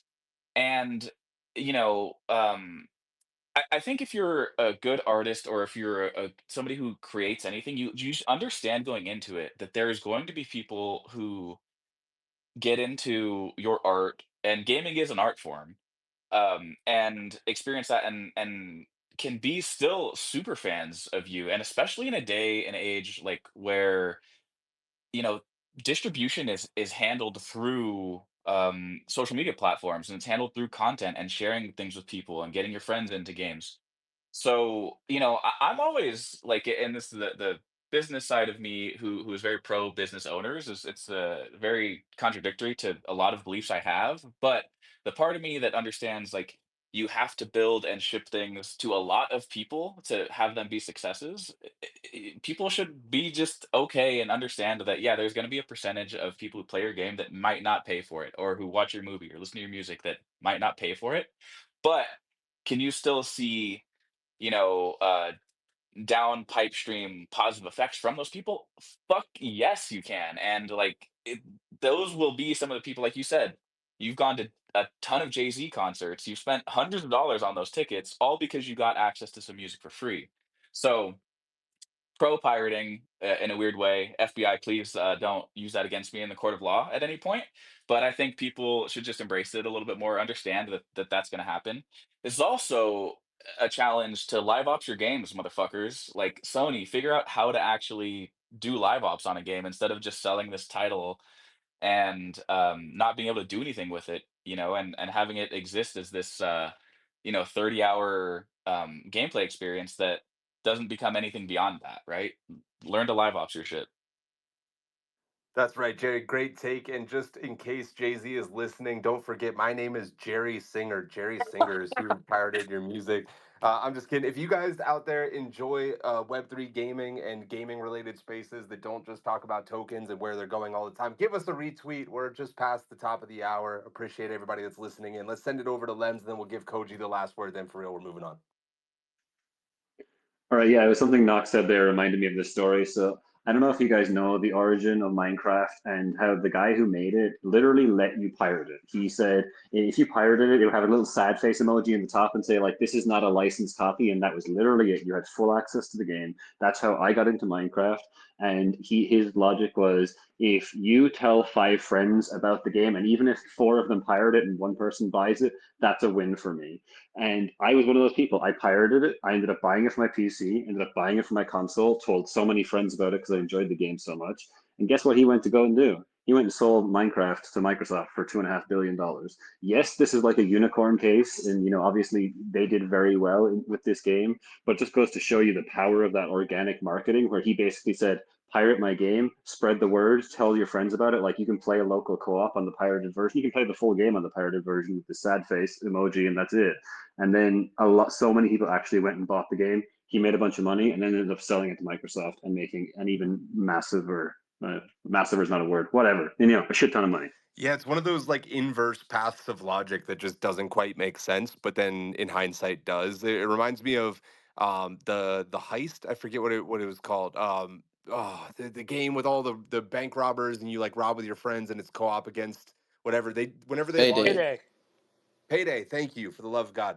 Payday, whenever they launched, decided to release the game, and anybody who bought the game on Steam got a free friend code to give anybody else the game that they wanted because they knew the co op experience was amazing. And I'm sure there were tons of suits that were like, "You're gonna give them basically a 50% discount at launch, you fucking morons. Why would you do that?" But it ended up going super viral because everybody played with their friends. And guess what? It's not just a 2-person co-op game, it's a 4-person co-op game. So now you're getting a third friend that buys another copy and getting 4 people in the lot. It's like it makes so much sense if you can just abstract away that like greed that makes it repulsive at first. Koji, over to you. This is why I love gamified, man. Inside this panel lives 2 beasts, and really what I'm hearing is if you want to be successful as a musician, you need to sell a $90 mount. Like we're all saying like, oh, these guys should just give all their shit away for free, except all the franchises I've already bought into. They can nickel and dime me for all the bullshit, including sound, because why not? Incredible. This is great stuff. This is great stuff. I don't know where to go from there, Koji. All right, hands out. Quick last word, buddy. Yeah, so I think, like Nox said, pirating is generally positive because it's always a war of attention, right? And at the end of the day, you're taking users from somebody on the platform. Like Sam is right now taking users actually from Twitter, because now he's building his brand across other platforms. So, as somebody that's making games, when you're distributing it, you have to get your users from somewhere. And being able to distribute your game in other channels where other games can't is a overall benefit. Damn, 2 more hands. You guys just don't want us to leave the DRM stuff. All right, Vidar, real quick, and then Sinjin for 30 seconds, and we move on. As a Russian gamer, I cannot buy games on your Steam platform with my dirty ruble money. So I have to pirate the game, especially my friends in Belarus. But I do play with some German people who can buy the game, and I say, "Hey, friends, buy my game. We play together, even though I pirate the game. It's fun. There's a lot of people in the third world, guys, that just pirate games because they actually can't get the game in their country, or they can't afford it because the region pricing is too high. So overall, I think pirating is fine, and you can see that there's a lot of these are most of the people that pirate aren't people that were going to buy your game anyways, right? So it's going to just get more traction in the space regardless. I think it's overall fine. I think buying de novo just screws over real consumers. It does have a performance hit. It screws a lot of things over. Anyways, that was my 2 cents on the topic. I don't want to rant too much. Vidar is a fucking wild card, dude. Every time he unmutes, I'm just ready to be taken on a journey. Sinjin, real quick, last word. We got to move on. Yeah, Koji for MVP. I mean, here's the thing, guys. Like free to play, basically solves that, but it's a business model that works, right? I mean, in the case where it's like a single player or whatever like that, like doing this viral or whatever bullshit that you guys are talking about from letting hacking happen and stuff like that. Like go run a fucking business, guys. Like Jesus Christ. I mean, like certain business models will work for it, some won't, but at the end of the day, development is hard, games are hard to make, and depending on the type of game and the revenue model they choose, I mean, it does have a fucking impact. I mean, it's not all positive. A lot of things that you guys are talking about are edge cases, anyways. That's a great point, man. Unironically, the reason I like this panel is because of the diversity of opinion and the different use cases that we all use kind of as pillars of our own foundational belief system in the way that we approach this stuff. But with that being said, it's time to give a massive shout out to the true MVP behind the scenes, Avalanche, the official blockchain of Gamified. While others are busy banging their heads against the wall trying to make their blockchains work, Avalanche has cracked the code with Avalanche 9000, making deploying your own layer one smoother than ever before. But why stop at just any blockchain when you can have your very own? With Avalanche, you're not just playing someone else's game, you're setting your own rules. It's not just a pipe dream, this is the reality. The giants like Maple Story, Solo Leveling, T1 Esports, Off the Grid, Shrapnel, and more are already living. They're creating custom tailored gaming experiences on their very own Avalanche L1s, free from the usual developer headaches. Thank you. Huge, huge, huge thank you to Avalanche for being the official blockchain of Gamified. And as we reach the midpoint of our galactic mission, it's time to highlight an essential part of our gaming arsenal. It's StarNet. StarNet is the next generation ad network powering $100 billion per year on user acquisition. If you're looking to do user acquisition for mobile games on Android or iOS, StarNet can boost you into the spotlight. Thank you to StarNet for being the official infrastructure of Gamified. Moving on, we've got Shooter Founders. Okay, I want to give a shout out to the Core Loop first of all, who called this out. Follow them on Telegram if you guys don't. I read their newsletter every single week. Very concise, links the sources, does all the good stuff. The Core Loop on Telegram. In Web3, we have 69 shooter games, but is there still a market for them? Deconstructor of Fun had an overview of the shooter genre landscape, and it's looking pretty rough out there. This also references some Newzoo data, so a lot of people kind of piecing this story together. The market just isn't seemingly growing for shooters. The MAU, the monthly active user basis for PvP shooters, has been in decline since 2021, decreasing from 80 million to 50 million in 2024. Now, normalizing the data because the COVID pump, as people know, everybody was at home, they were playing more video games, everything went up, and then everything went back down whenever we all started living our lives again. So they normalized for that. On average, there was a drop of 28% post COVID, but shooters dropped 40% post COVID. There's also very little space seemingly at the top. 80% of playtime is dominated but it's dominated by 6 shooter games, right? Fortnite, Apex Legends, the usual suspects. So new entrants, are they Chads or are they chumps? Chads because they're taking on goliaths in this industry trying to break into the shooter genre, or are they chumps because they're signing up for what seems like an impossible battle? Dub, the man who works for a shooter game, let's send it over to you. Yeah, dude, fuck the data. We're creating an experience for FPS shooters that regular shooters can't create. I compare it a lot to the Hunger Games and that whole ecosystem, but we finally have a place where someone like Tim the Tap Man, Shroud, whoever, can literally win a tournament and then sell the gun that they won the tournament with. And it's all verifiable. He can sign the shit, all that kind of stuff that is not available today in Web 2. And we're going to do that shit. So that's why I say fuck the data. It's a blue ocean. We got plenty of space. Dub chiming in from his 9K that he's currently watching. Appreciate you, buddy. I'm sorry. Let's go over to Tony V next. Yeah, I think that I don't know if I'd call them chads or chumps, but maybe adventurous optimists, whatever c word we could put on those folks. But All right. I think that you got to be really passionate about what you're trying to build if you're going to enter a crowded space like shooters, and have a core team and a core founding team that is like really bought into that vision and wants to like play the game every day and deeply understand what's fun about it. I look at folks like Parallel and Koji, and I'm optimistic that folks like that will have a relatively successful entrance into the space, simply because they've got a super talented group of people that are all passionate about making really high quality things. But I think that that's likely more the exception than the rule. Yeah, great take, brother. Let's go over to Sinjin next.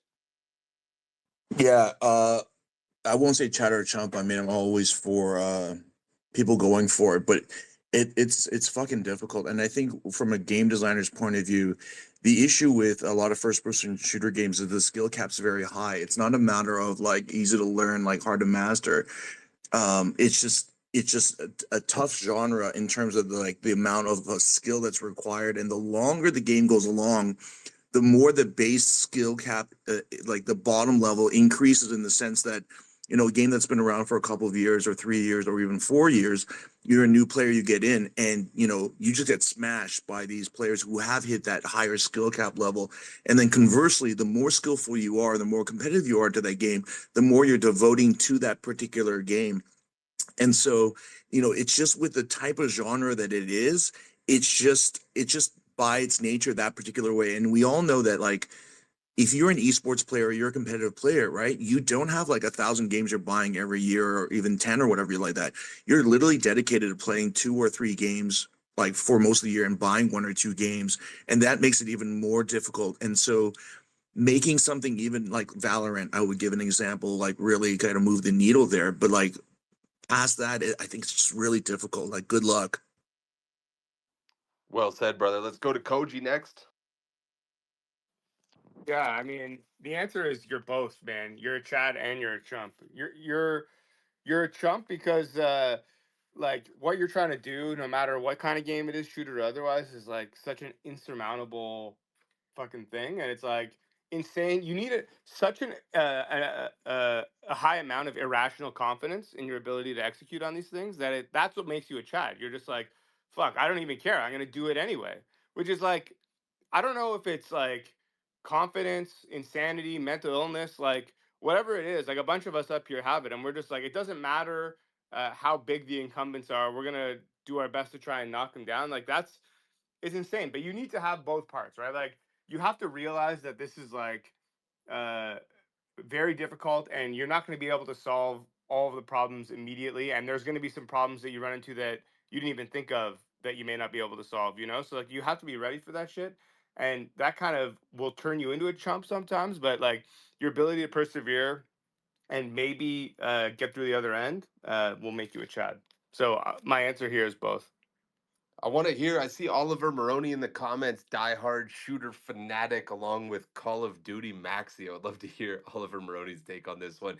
Jerry, are first person shooter creators Chads or chumps for wanting to enter this giga saturated market, my friend? Yeah, Koji stole my exact answer, actually. You're both a Chad and a chump.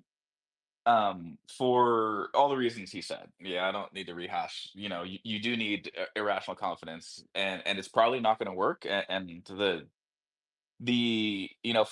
the one Valorant that's come and become a mainstay in the shooter genre, there's in the last 10 years, maybe Overwatch you can put in there too. Like there's so many that have tried and failed, and they're really talented teams, they're like experienced teams, they're funded, and it's just such a hard industry to disrupt. And I think I applaud the irrational confidence that some of these people have, but like it's FPS and MOBAs. I just don't think you're ever gonna take the place of the the giants that are in those spaces already. Because there's just no demand for it. People don't want a new MOBA. They want to keep playing League. People don't want a new shooter. They want to keep playing no build Fortnite. That's what they know, and that's what their friends are playing. So, um, yeah, I mean, I think of the 69 that are building in Web3, you know, 66 are just going to outright fail, and the other three are who knows what level of success they'll hit. But I think, yeah, like as an industry, I think let's not look at FPS or any type of shooter, and let's not look at MOBAs. Thankfully people aren't doing MOBAs anymore, thank fucking God. But yeah, I mean, I think there's so much more interesting shit we can do with Web3, and that Web3 can allow you to do that. Going at shooters it's kind of a chump move, but you're a Chad for trying, and I respect you for trying. I think if I had to take a stab at that, I would say you can still go after that genre, but you have to blend it with another genre that makes it unique, right? Sparkball combining Rocket League and League of Legends, Deadlock finding success with Shooter X MOBA, Wildcard being a TCG and a MOBA. Like these are the concepts that actually get me excited, not just like check out our version of Ezreal that like teleports slightly different this time. Like that's just never gonna work. Let's go over to Knock next. Yeah, I'm somebody who literally owes my career to shooter games, and I had the privilege of being a part of very early processes in both Fortnite and Valorant esports. You know, at the stage where we're having conversations with those studios prior to those games really even like truly existing. And I think if you take those as two of the games who've sort of bursted onto the scene over the course of the last decade, you've got to look at what made those games successful. And to your point, Sam, it's a fresh take or new elements to something that already exists in the space. And I'm not talking things like different guns or slightly different power ups or an ability that is, mimics something from another game but is changed slightly. You look at Valorant and they took the traditional strategic shooter. They took the 5 versus 5. You plant a bomb, the other team defends the bomb, but they included things like alt management and the ability to chain abilities together, which is something that you see in traditionally speaking in MOBAs. So you take elements of games that didn't really exist in the strategic shooter genre, and you brought them into a game in Valorant, which is really well polished, is created by a massive company, and they had a chance to succeed because of that. You're seeing the same thing sort of unfold right now in real time with the success of Deadlock in a very, let's call it like closed, semi-closed stage, right? People are playing it, they're having a ton of fun with it because it blends a couple of things together. In the case of Fortnite, we had BRs before. It was something that made sense to people. We understood what a BR was, but they introduced an element in building that was sort of a happy accident on their end, but really changed the trajectory of that game because it increased the ability for players to learn new things about that game and learn new things about the genre that didn't exist. The same old principles that exist in something like a PUBG or DayZ doesn't exist in Fortnite or exists in an altered state because you have this third element, which is building, right? So if you're building a shooter, you have to include something that doesn't necessarily exist in the incumbent, and it needs to exist in your game in a way that makes sense for your game. Slamming in abilities in a game that shouldn't have them is tragic. That's sort of what Hyperscape was, or Hyperspace, whatever the hell that game was called. In the case of Tarkov, you have a really hardcore style of game that includes things like customizability that doesn't exist on even close to a similar scale in any other title in the space. You look at Call of Duty Hardcore mode, which was a very popular game mode. Plenty of people still want to play it, which is basically no heads-up display. You can't see where your teams are. There's no names on people. You just have to go in there and fight them, your gun versus their gun. Tarkov takes that to a further extreme. A lot of the times when you're playing Tarkov, you just die. You don't hear a gun, you don't hear a bullet fired, you don't see anything. It's an extreme version of the most extreme game mode that people like to play, and I think that that's where it's found its niche. The problem with shooters is that they are a game that require what I'll call maintenance, skill maintenance in the actual player. If you've ever gone away from a game, a shooter that you've played for an extended period of time, and you come back 3, 6 months, 12 months later, it's like you've never fucking touched a mouse and keyboard or a controller in your life before. You don't know what's going on. You don't know how to shoot any guns. You don't know where anything is. Everything feels alien. And that's part of like an inherent issue that all shooters face. You need players who are playing your game constantly because if they don't, they get worse at the game. And when they come back, they're shit at the game and they don't want to rebuild those skills or rebuild those muscles. So they'll move on to something differently or something different. I think it's a genre that is very near and dear to my heart. I love it more than pretty much any other genre in gaming, period. But it's incredibly difficult to build. If you're building it, you need to build something that is fresh and exciting and relatively low stakes for people to come in and try out. A lot of the times it starts off as a novelty, i.e., Fortnite and building. Long term, if you're successful with that and you've built a quality game, you build a cult following around those new abilities. And a lot of people find things like traditional PUBG pretty fucking boring because it's super two dimensional, right? You're walking on hills or you're running to cover, versus something like Fortnite, which is, it adds this third dimension, right? You have the ability to build your own cover. You have the ability to access 2 or 3 or 4 different planes of level within the actual game that you're playing, so you can take a higher position by building it yourself. Shooters are fun. You're a Chad for trying to build in this space. It's incredibly fucking difficult. I wish you all the best. I want to see more fun shooters because we have a lot of regurgitated bullshit in the shooter genre. But teams who are building fun, unique spins on the genre will always have my vote. I want to play more good shooters. Great stuff, Knock. I'm going to send it over to Oliver, who I know is running late for a meeting, but wanted to come up to talk on shooters real quick. Oliver, over to you. Yeah, really quickly. I mean, it's really, really hard, right? There's only a handful of shooters that you can name that have lasted for a period of time over a couple of years, even a year potentially at that. And so it's really, really hard. I give it the Chad effort for sure. I think to Knock's point, to other people's point, you need to add something unique about your game that keeps people in the game. And I think that's what like Off the Grid has done, and to an extent, CS:GO. There's a marketplace component to the game itself that adds a lot of value and interesting elements to the game itself, and adds like kind of a high stakes play style to it. To Knock's point around like COD and having hardcore mode, Warzone also being implemented on like 5 different times already. They have Rebirth, they have regular Warzone. You need to come up with something there. And so I think you're Chad's for doing it for sure, but you have to try and make sure that it's original in some capacity, and it can't just be, oh, this shooter is like 6v6 versus 5v5, or this shooter has like 3 new weapons that other games don't have. You really need to go outside the box and hope that that game loop keeps gamers going. Otherwise, I think you're pretty dead in the water because people are dead set on what they're playing right now, and like I talk with Bryce all the time, Bryson, about this, and Bryce was just like, I look at it like this, like the 70% game. What's your 70% game? And that's usually the COD, the Fortnites, the whatever. And then there's 30% of your time that's dedicated to playing a new game.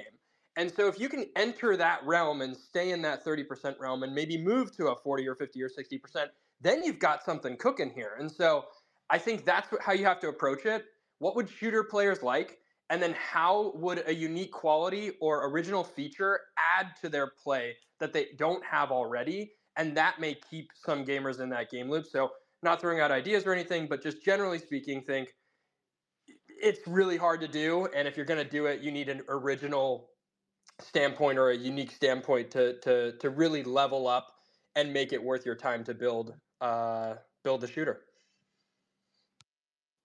Appreciate you chiming in. Enjoy that meeting, Oliver. We will all pour a little bit out for you not being able to enjoy the rest of Gamified. Let's go over to Vidar next. Vidar, our new entrants to the first-person shooter space, Chads or Chumps? And I want to spice this up a little bit by asking, does anybody here think that in the next, let's give it 2 years, let's say by the end of 2026, does anybody think that we're going to see a new first-person shooter in the top 6 here? So top 6 dominates 80% of people's playtime. Will we see a new first-person shooter added to that list? Vidar, over to you. Okay, Sam. I want you and everybody else to close your eyes. Your name is Kevin Nguyen. You're 5'5", maybe 5'6" in the mornings. Okay. Bro.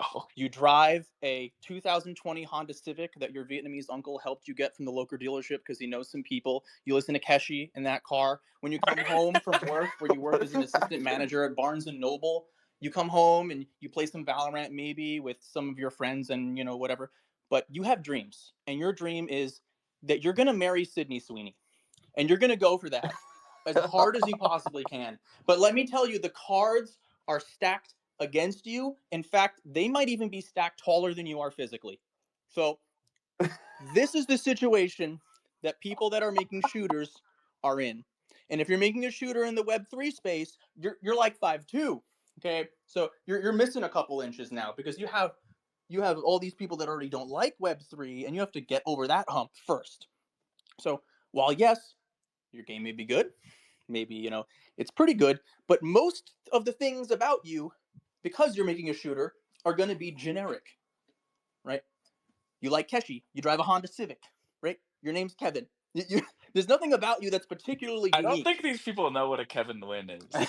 You have to be from LA to know. It's a very generic Vietnamese guy. He's just a normal looking guy. Okay, everything's normal about him.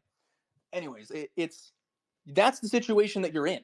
So you're going to have to overcome a myriad of hurdles. And I think this has been beaten to death ad infinitum by pretty much everybody that cued their mic today. That you need something unique. And even if you have something unique, I'm going to be honest, you're probably not going to succeed. Or you're going to spend a ton of money trying to succeed. And you're going to blow all that budget. And you're going to be underwater. And it's going to be not fun situation for you. So if I were you, if I were a game studio now, like right now, and it wasn't already building a product, but right now, I wouldn't look to make a shooter. I would look to make something else, something more unique, maybe something a little bit more interesting or a different genre. I think that shooters are way too saturated. Even Valorant had to go the hero shooter route to make it a little bit different, right? And so, is there going to be something that breaks the top 6 to answer your question, Sam? I don't know. I mean, Counter-Strike has been in place for so long that it's absurd. And then you have Counterfire in Asia, and both of those games are effectively the same, and still no game has really been able to top that. I mean, we have Call of Duty, we have, Battlefield, we have all these other. Still, Counter-Strike is number 1. So you're already up against a totally stacked deck. I'm gonna say no. Maybe, but no. He gives it a soft maybe. Vidar, another just iconic Vidar moment. I don't know what to do with my hands after that. Spang, Wills, over to you, buddy. Oh, thank Christ. Have you people never heard of Destiny? Like, this conversation is so two-dimensional. Oh, and also everybody dick riding Valorant. It's CS for weebs that was shoved full of that sweet Riot UA money. It's like there are like shooters are everything. Shooters can be COD, they can be CS, they can be Fortnite, they can be Gears of War, they can be Destiny. It is a canvas upon which to do things. And, the faint glimmer of hope that I've seen in this conversation is the encouragement to do something new. That's what you have to do. You have to think outside of the box. If you go and make the same thing that somebody else has already made in any industry, you're not going to do well. But we like to think that we can get away with it in games. I think what keeps people into games is progression systems. How do you build out a cool new progression system and slap and keep people coming back to your game? I'm playing a shooter right now. I'm not a shooter player. I hate Call of Duty. I hate Fortnite, and I'm not good. I don't have enough time to play CS. But this one, it's an FPS roguelike. It's a single player game. Who would have ever thought that you could enjoy a single player shooter game? But somehow these guys have done it. And it's these kind of innovations and thinking about, okay, how, if you're trying to tap into the Call of Duty market, these guys are going to spend $70 on whatever slot Activision puts in front of them. So, and that's where they're going to spend all of their time. So target someone else. Target the people playing Hades. Target the people playing Destiny. Target the people playing Roblox or third-person games, and bring them in with something that's familiar. Use that as your cat and bring them into an entirely new gaming experience that they see as completely foreign from what they're already playing. Because no one wants to, well, you'd think that no one wants to play the same game over again. And, people who, have that 70% game, they're not going to fully switch over to something that isn't completely new. It's got to have something innovative about it. I think you're an absolute Chad if you can use FPS as a bridge to bring people into other genres, whether that be an MMORPG like Destiny or, a hardcore rogue like Witchfire. If Witchfire is a phenomenal game. It's in early access right now.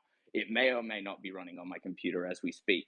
But it's a great example of how you can use all of these different mechanics from other games and bring people in. Don't try and set yourself up as Call of Duty but X or CS but Y, because it's not going to work, because these games just have too much money. Great takes. We have Doug in the comments saying Nordic Raven, which is Vidar, with the first funny take in the history of Twitter Spaces. And then 2 seconds later, he says, I take that back, Wills wins. And then Seabass says, no Valorant slander allowed. Dave Schick says new entrants are chumps unless they have brand new concepts that are engaging, fun, and rewarding. Croissant also says cybernetic limbs is a pretty unique addition. So shout out to Off the Grid. Let's go over to Hantow and then we'll go to Knock. Yeah, so like Will said, I think the conversation is a little bit two-dimensional because it's hard to make any game in Web 2 right now because innovation is actually dead, doesn't exist anymore. People don't innovate because they lose money when they innovate. The thing that they make money on is reutilizing the same IP that they've had for years. That's why Pokemon is so successful, is because they don't want to take shots on goal anymore with new innovative things. But I think like Off the Grid is making the best attempt out of the current games in Web3, obviously. But yeah, it's just like I don't know why we're talking about, oh, if you just make something innovative, it'll succeed. No, the thing that succeeds is millions and millions of dollars of UA money because you can outspend everybody else in the market. Let me double tap on that real quick, Hantow, because I know you have with Moku a user acquisition platform. Do you think that Valorant was strictly just better at user acquisition than the finals and X Defiant and however many usually quoted first person shooter games that haven't found success? It's called being Riot Games and having a lot of money. Yeah. They also have like years and years of trust with their community, right? Like one of the things that they built long term is player trust. And because of that, they just know like, oh, if Riot releases this thing, it's going to be good. Yeah, that's It's the same definitely. reason why Deadlock will do well. Same, I mean, very similar reasoning to like, why is everybody excited about Deadlock? Distribution's built in, the money's built in, the trust is built in, and the understanding from all the data that they take in is there for them to build a good game around. Yeah, fair takes. Appreciate that. I definitely try out every Riot game that comes out, just like I try out every Blizzard game that comes out, just like I try every Valve game that comes out. Let's go over to Knock. I got to address the Valorant slander here for a second. First of all, Valorant added some life into what is maybe the single most fucking stale version of the strategic shooter genre. Every pro who left CSGO to come to Valorant ran back to CSGO 2 years later because they sucked ass at Valorant and then they were top 10 players again in CSGO. With the exception of like 5 Danish guys, there's like no talent in that space anymore. It's pretty absurd what has happened to CS:GO. Still an incredibly popular game from like a consumer level, but the top tier talent is really dried up in that space. And I think a lot of the reasons for that is because people are moving. They are changing games. They're moving to games like Valorant that adds an additional layer, an additional dimension to something that they've been playing for the last 20 years. The top 20 players in CSGO last year by HLTV, which, if you're unfamiliar, is like the official rating system for players within that space.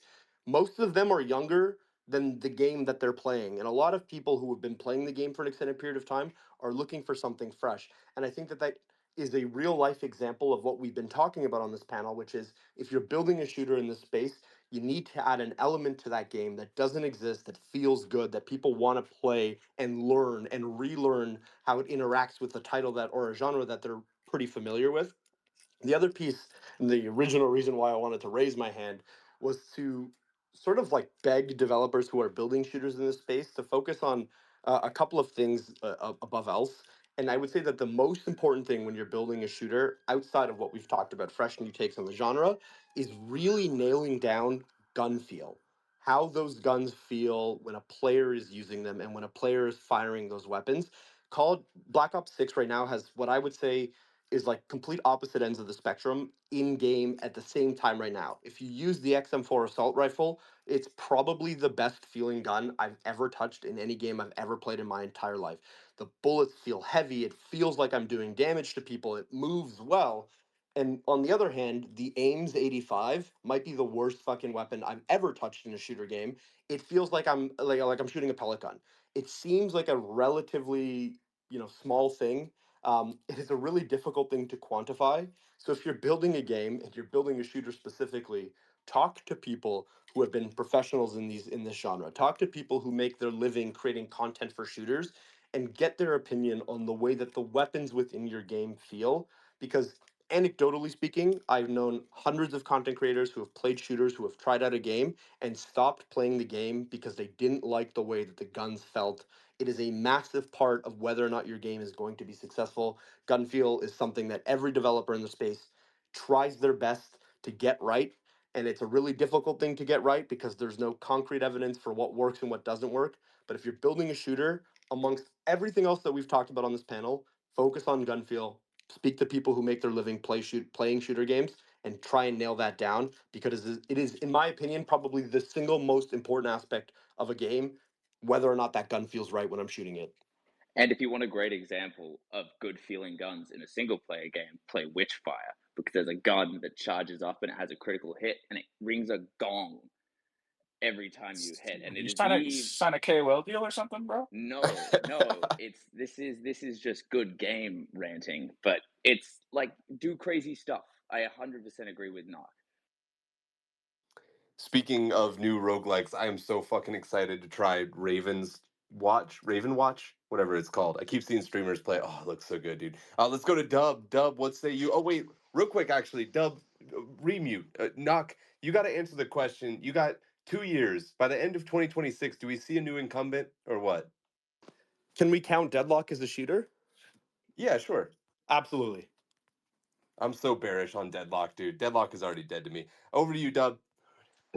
Dude, the quant at the shooter studio should be like the guy making the guns. That's what you need to know. But the point I was trying to make as I was finishing my daily half marathon, sorry about that, was that we're making crypto shooters here. We're not making shooters. Like there is really interesting aspects and gameplay aspects that are enabled purely because we are on chain, and those are fundamental building blocks that we can build unique interesting twists on gameplay around to provide good counter offers to games. I mean, the other thing is this is real money gaming now. There's a whole new level of market change that's going to happen because of that. I mean, I really think that these big names are going to be disrupted. I did the same thing in sporting goods 10 years ago. That's why I came to Web3 to do the same thing again. And I don't want us to lose sight of that. And I think that's still going to happen. Love you, buddy. All right, we're gonna go to Hantao, but Hantao, I want to ask you the same question. So we've established that it takes a ton of money, and that is the thing that most people are missing when they approach the shooter genre. But do you think that the market is worthwhile for people to spend that money on at this point, whenever there is such dominance that's pre-existing there? It might be possible, but will somebody take that shot in order to get the reward of being number 7 that's taking up 80% of time? And then also, of course, I want to hear what you had to say with the hand up. Oh yeah, of course there will be a new one. It's going to be a waifu shooter, guaranteed. The reason I actually put my hand up was because like Nox saying that a shooter game should have good shooting is like telling a game dev that they should just make a good game. Like that. Like I love you, Nox, but that was such a generic statement.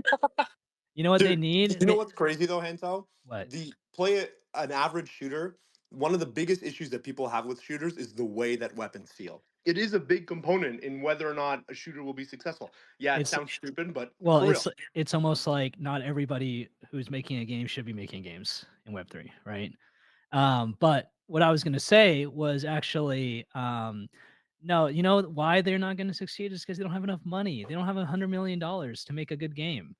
So they can't make the guns feel good because they can't afford the devs to make the guns feel good, Knock. Clean and simple from Hantao. Appreciate the controversial takes on both sides, giving us something to really chew on. It's been a great episode. There's been a lot of really compelling discussions, especially DRM got way more interesting than I expected. I thought that would be a little bit cut and dry, but appreciate the panel for being willing to go there, dive deep as they always do. It's time to select the MVP of the episode. I'm curious who's gonna get the W. Vidar made me laugh more than anybody else. Koji hurt my feelings more than anybody else. Knock made me think more than anybody else. Hantao made me enraged more than anybody else. It's a great balance between everybody. Hantao, who's your MVP of the episode, buddy? Great work today. Oh, definitely Vidar. No questions. Easy, cut and dried. Vidar, over to you, buddy. Who's your MVP? You are, Sam. You're my MVP every week, baby. Wow, doesn't count though. I need you to nominate somebody else. Jerry. All right, Jerry gets the dub. Jerry, who you got, buddy? Vidar does, because it's usually me making references that people are like, "What the fuck is he talking about?" Dropping Kevin Nguyen on a gamified space is a joke only Hantow and I probably got, and I really, really loved it. What do you mean by that? Yeah, what are you trying to say, Yeah, bro? Jerry, I understood it. Oh, and Dub, and shout out to Dub for running a fucking 10K. Let's go over to Park. Park, who's your MVP, bud? Whoever that Russian guy was, I don't know if I caught his name, but I was super impressed with that guy's take. I think it was Vidar. Yeah, I think it might have been. Koji, what about you, dude? Uh, yeah, I'll give it to Vidar also. I'm a big fan of impression work, so anyone who wants to bring voices Dude, to you sound the so panel. reluctant to be voting for anybody, dude. Sorry we wasted 2 hours of your time, Koji. I didn't want to say it out Koji loud. I didn't sounds want to so say it out depressed loud. all the time. But yeah. Maybe winning game of the year again for will make him happy for 3 days. We all look forward to the Games GG Awards as Koji's therapy session. Will Spangler, who you got, buddy? Who's your MVP? I got to give it to Knock. I love the takes, love the experience. It's always a good time. Knock, who's your vote? Honorable mention to Koji and Hanto for always cutting people down to size and going against what they say, because I think it adds discord to the conversation and it's incredibly fucking important. So love having those guys on. I don't know what Vidar ate this morning, but that was a fucking wild 2 hour experience. He's the MVP. That was that was fucking crazy. Took us on a journey. Tony V, who you got, buddy? Yeah, I mean it's pretty obvious. Vidar crushed it today, and I've been like crying multiple times while we've been on this spaces. So yeah, that was awesome, Vidar. All right, we got Dub, Sinjin, and Lems still remaining to give their votes. Dub, who you got? I mean, dude, it's easy call Vidar. That was the wildest shit I've heard in a real long time. Lems, what about you, dude? I got to give credit to Koji because he almost got it when he had that sobering thought and was comparing $90 mounts to piracy, but Vidar took the cake. And that Russian impression was fucking amazing. Sinjin, anybody but Vidar that you want to glaze, buddy, real quick? Yeah, no, I give to Koji, the brief insights, they're very cutting and then they're great. And I wouldn't give it to Vidar because that's how he is always, so it wasn't anything special. If you actually talk with him in real life, he's just a crazy fucking intelligent, articulate, crazy motherfucker. I love him, but you gave it to One Koji. And the craziest thing Knock, of about course. Yeah, go ahead, Knock. I was just gonna add the craziest thing about Vidar is that this is him in real life too. Like this isn't a behind the Yeah. microphone, nobody can see him. He's staring you in the eye saying this wild shit all the time. Yeah, but shout out to Hantal as well. I mean, very insightful and very true. A lot of things he was saying. So great panel today. But I give it to Koji. 100%. And real quick, let me give a huge shout out to every single person that took the time to listen to Gamified today. I know that there's a ton of noise out there that is not really gaming related that you could be paying attention to, but instead you gave us 2 hours of your time, and it means the absolute world to me. Let's send it over to Vidar for 60 seconds of FaceTime. What do you want to shout out? What do you want to plug, buddy? Okay. I want to plug everybody to go and download and try out the Market Wars private server and try World of Warcraft, even if you hate it, Koji, just for like 10 minutes and try out the Web3 aspect and see if you want to give any feedback on that. That's all I'm going to ask you to do is go try it. It's in closed beta. Just go in and try it. And also go buy Kingdom Come Deliverance for $3. I'm not part of the Kingdom Come Deliverance team. I just love the game. So go play it. It's fun, and I want to see everybody talking about how they got killed in the first 5 minutes in the game because they don't realize they're a dirty peasant. This is no simple hero's journey where you have all the tools you need to succeed, apparently. Also, give a big shout out to Market Wars because you can enjoy World of Warcraft now without a $15 a month subscription. Shout out to the private servers.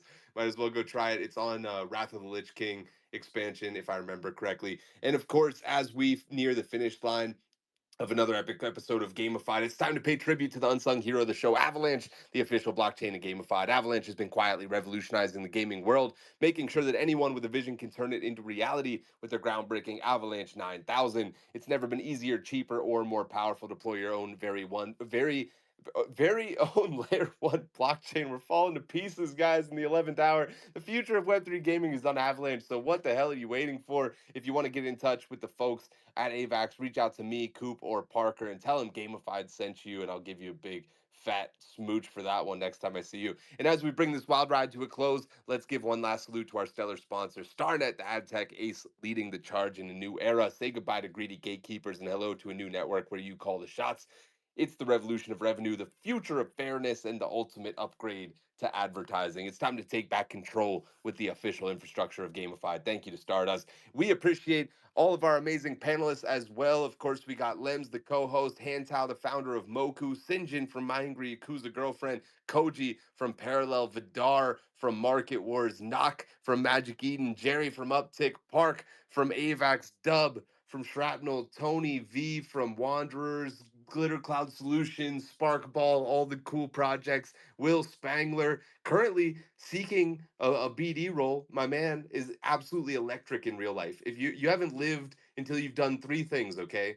Number one, hang out with Wills at a conference. Number two, hang out with Sinjin in a bathhouse. And number three is hang out with Vidar while playing World of Warcraft on release day for like 9 hours. Okay, those are the three things I need you to check off your bucket list. If you haven't done them, you haven't lived. I appreciate you guys. We'll see you back same time, same place next week for another epic episode of Gamified. Appreciate all of you.